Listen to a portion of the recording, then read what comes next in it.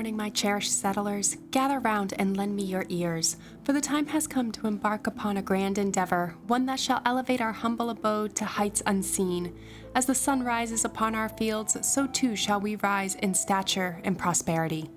With the strength of our hands and the wisdom of our hearts, we shall expand our dwellings, crafting new homes for our kin, where laughter and joy may echo through the halls. Let us not merely build, but forge a community, a bastion of hope and unity, where every soul finds solace and purpose. Yet what is a manor without sustenance? We must turn our gaze to the fertile earth that cradles our existence. By optimizing our food sources, we shall ensure that no table goes bare, and no heart knows hunger. Let us cultivate the land with care, harnessing the bounty of nature to nourish our bodies and fortify our spirits. Together we shall weave a tapestry of growth and abundance, where every brick laid and every seed sown brings us closer to the future ripe with promise.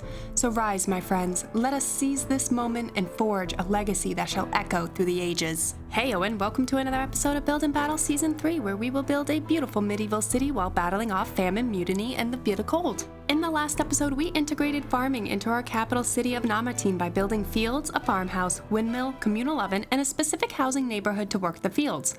So if you happen to miss that last episode, then click on the info card above, or if you're looking for a new Manor Lords series to binge watch, then check out the entire Build&Battle Season 3 playlist located in the description below. In today's episode, we will aim to upgrade our burgage plots to level 2 so we can begin generating regional wealth for Namateen. We will also optimize our fishing industry by conducting a little experiment to see how often the resource replenishes. So if you're excited to watch this aesthetic build unfold, then be sure to hit that like button below, subscribe, and turn on the bell so you are notified of Build&Battle Season 3 episodes airing each week. And if you enjoy city building games and aesthetic builds, then be sure to check out the City Skylines 2 series by clicking on the info card above. Alrighty, I'm wicked excited to start today's build, so kick back, grab your caffeinated beverage of choice, and let's jump right on into it. Before we begin digging into the bulk of today's episode, I want to come in and spend one of our development points on heavy plowing, which enables employing oxen at the farmhouse for significantly faster plowing of large fields, as well as bringing crops back to the storage more efficiently. This way, we can assign an oxen to the farmhouse sooner rather than later down in our fields that we built last episode.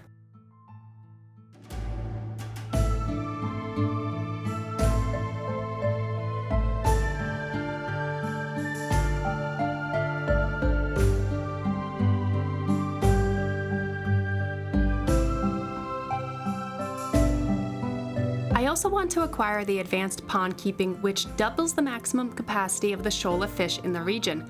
Additionally, workers are able to cut holes in the ice of a fishing pond and use baited hooks to catch fish beneath the frozen surface. This allows all year-round fishing. I want this one sooner than later as well because the fields will take time to properly grow crops since I mistimed our seasons last episode, and thus I want to ensure we are capitalizing on our fish production all year instead of just spring, summer, and fall.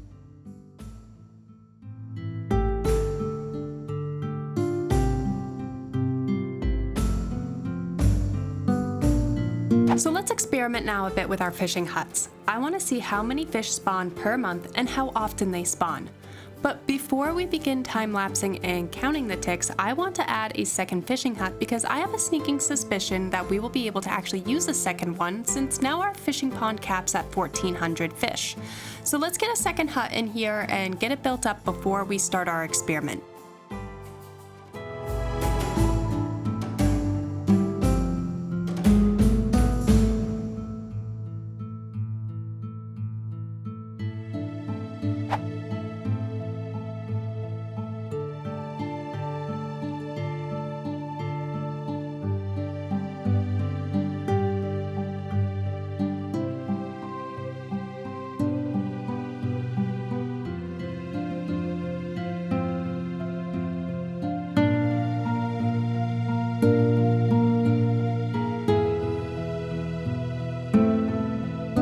So the first question I want to answer in our experiment is how many ticks does the fishing shoal have per month? I use the term tick to define the replenishment rate of the resource itself. As we learned back in Season 2, there are little growth times throughout the month. So let's time-lapse maybe about 3 months and count how many ticks per month we see. Before we jump into that time-lapse, I am employing a bit of editing magic here by saving the game prior to the time-lapse, so we are not wasting months and honestly potentially a year of game time running this experiment.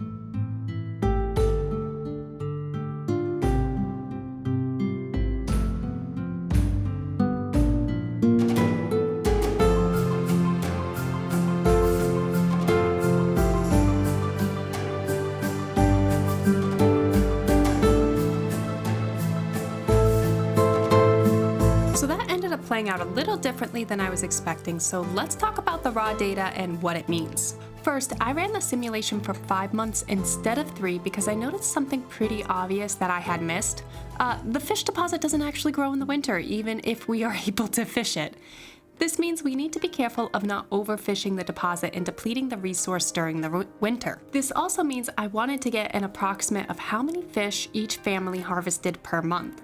We currently have 3 families employed at a single fishing hut, and between January and February, we harvested about 10 fish per family per month. Our growth rate is a little different. Instead of bi-monthly ticks, we had monthly ticks, which honestly I like as it's a lot more consistent with the rest of the game. March, our fish deposit jumped up to 597 fish while it was in the melting status post a frozen winter. April, it jumped up to 816, and May, 1,142. This tells me that the optimal growth rate after the melting phase is approximately 200 to 220 during the melting phase, with 3 families harvesting, or about 250 or so if I exclude the families actually harvesting the resource. After the melting period, it kind of jumped up to about, I'll call it 300 to 325 approximately. Now, obviously these numbers are approximates based on half a year data, so let me know if you have found different results in your builds down in the comments. In the meantime, let's rewind time back to January and test out our data by adding 3 more families to the second fishing hut for a harvest rate of about 60 per month and see how the resource deposit responds.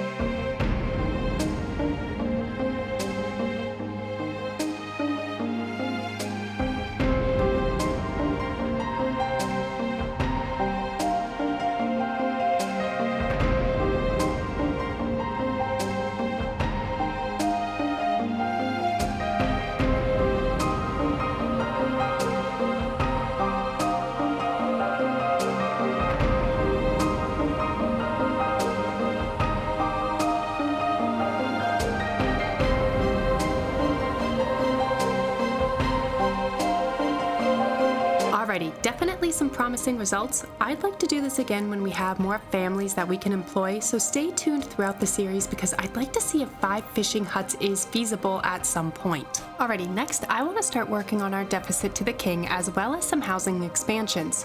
So let's start with some level ups first so we can get those queued and start generating more regional wealth, which in turn will start giving us more money towards our treasury each month.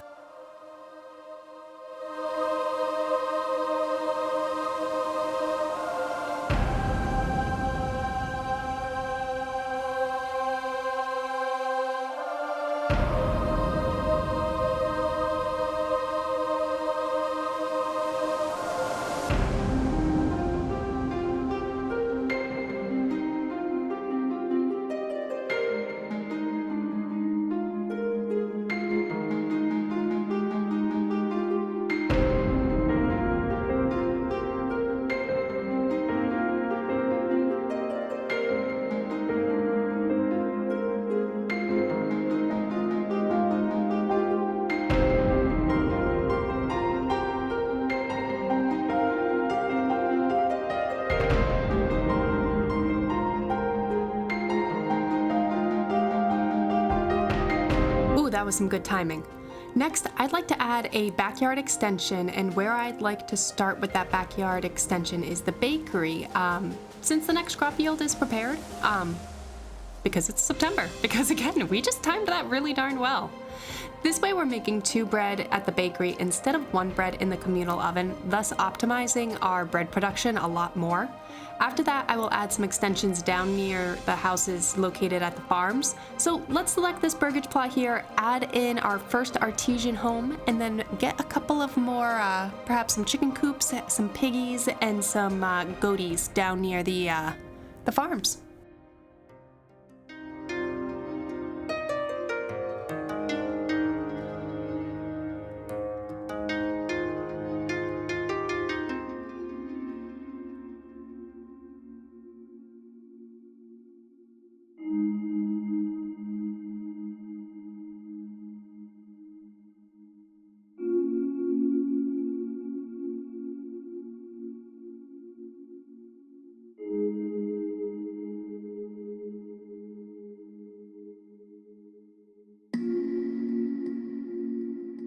Now let's prepare a few more additional burgage plots to be built, starting with the city center, and I think I'm going to expand the block next to the trading post first, and potentially the block right in the back here.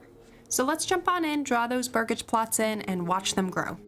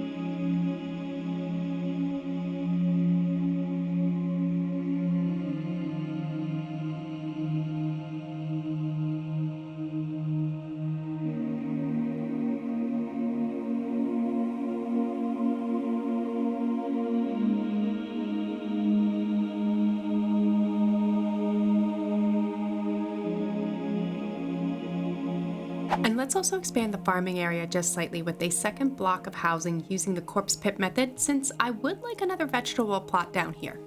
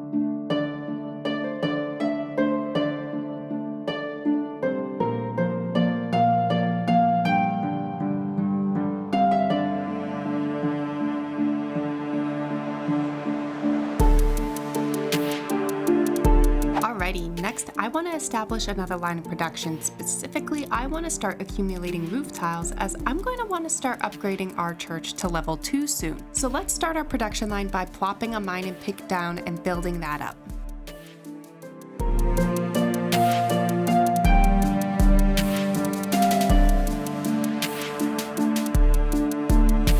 Next, let's get the clay furnace plopped in so that once we're accumulating the clay, we can immediately start producing our roof tiles.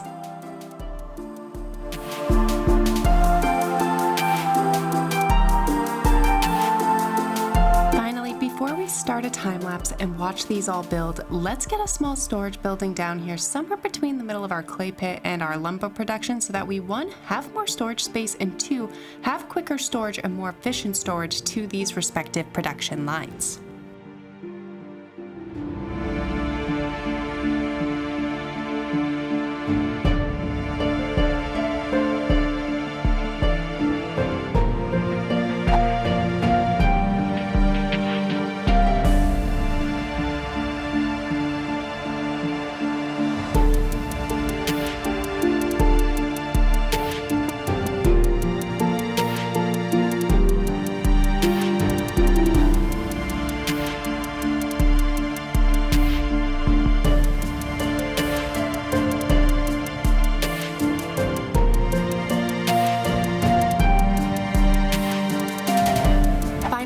Finish off our manor house. A few episodes ago, we laid out the manor house but did not actually have enough resources to finish it off in a single step. You know, because I got a little overzealous and made a rather beefy manor house. Now I want to finish this off and allow the manor house itself to finish its construction. So let's jump into a time lapse and let that finish itself off.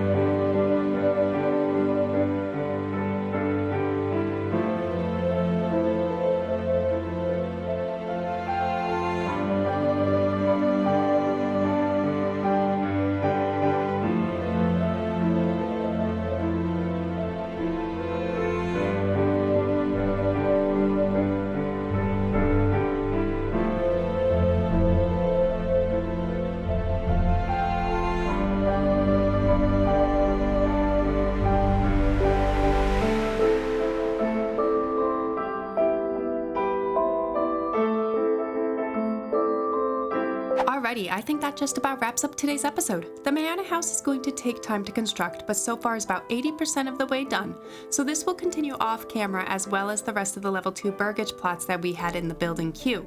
So thank you everyone for joining me today, and if you enjoyed, please be sure to leave a like below and let me know your thoughts on the growth of our settlement thus far. Next week we will be continuing to grow the settlement by prepping it for the level 3 burgage plots and specifically adding a tavern, attempting to upgrade the church, and hopefully much more. So be sure to tune in next week, and if you are looking for new series to binge watch between now and then, don't forget to check out the entire Build&Battle Season 3 playlist located in the description below. Until next time, I hope everyone has a phenomenal week.